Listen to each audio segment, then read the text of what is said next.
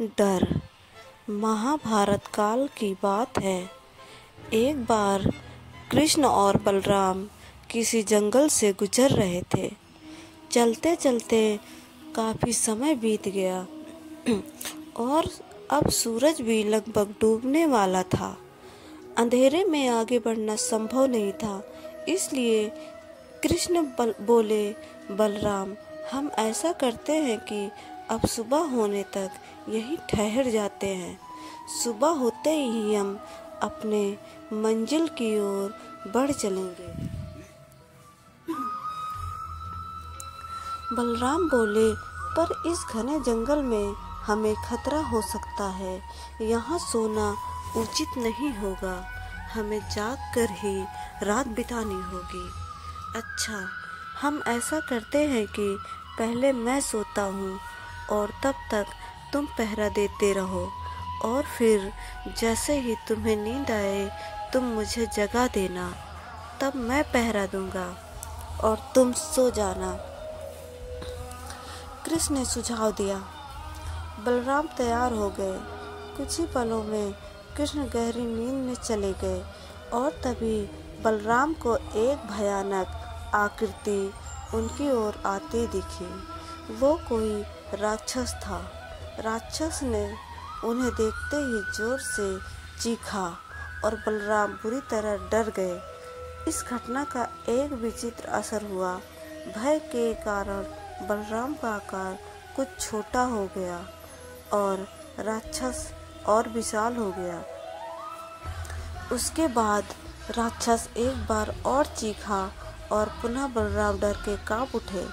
अब बलराम और भी सिकुड़ गए और राक्षस पहले से भी बड़ा हो गया।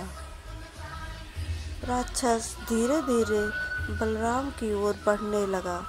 बलराम पहले से ही भयभीत थे और उस विशालकाय राक्षस को अपनी ओर आता देख जोर से चीख पड़े। कृष्णा और चीखते ही वहीं मूर्छित होकर गिर पड़े। बलराम की आवाज़ सुनकर कृष्ण उठे। बलराम को वहां देख उन्होंने सोचा कि बलराम पहरा देते देते थक गए और सोने से पहले उन्हें आवाज़ दे दी।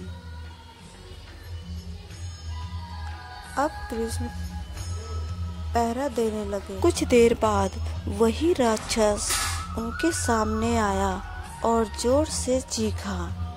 कृष्ण जरा भी घबराए नहीं और बोले, बताओ, तुम इस तरह क्यों चीख रहे हो? क्या चाहिए तुम्हें? इस बार भी कुछ कृष्ण के साहस के कारण उनका आकार कुछ बढ़ गया और राक्षस का आकार कुछ घट गया। राक्षस को पहली बार कोई ऐसा मिला था जो उससे डर नहीं रहा था। घबराहट में वह पुनः कृष्ण पर जोर से चीखा। इस बार कृष्ण नहीं डरे और उनका आकार और भी बड़ा हो गया, जबकि राक्षस पहले से भी छोटा हो गया। एक आखिरी प्रयास में राक्षस पूरी ताकत से चीखा, पर कृष्ण मुस्कुरा उठे और फिर से बोले, बताओ तो क्या चाहिए तुम्हें? फिर क्या था?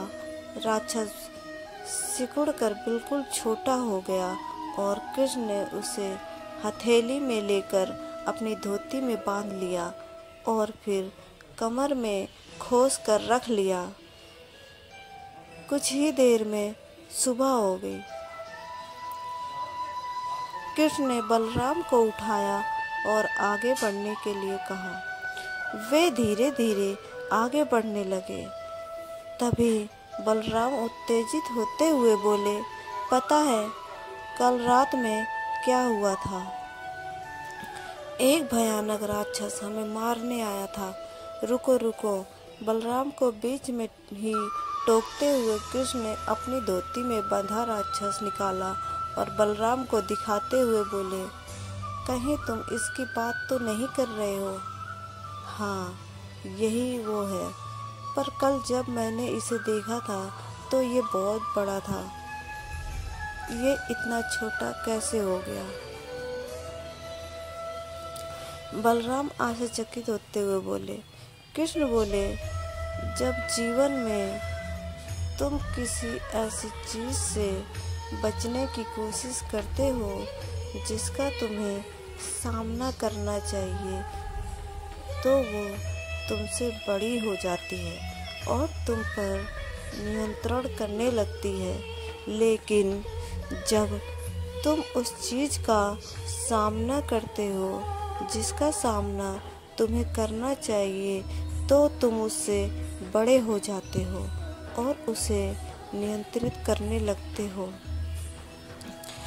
दोस्तों, ये राक्षस दरअसल हमारी ज़िंदगी में आने वाली चुनौतियां हैं।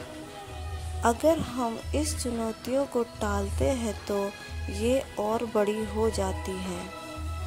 आखिर में ये हो कंट्रोल करने में लग जाती हैं। इसलिए हमें इनका साहसपूर्वक सामना करना चाहिए ताकि हम उन पर काबू पा सकें।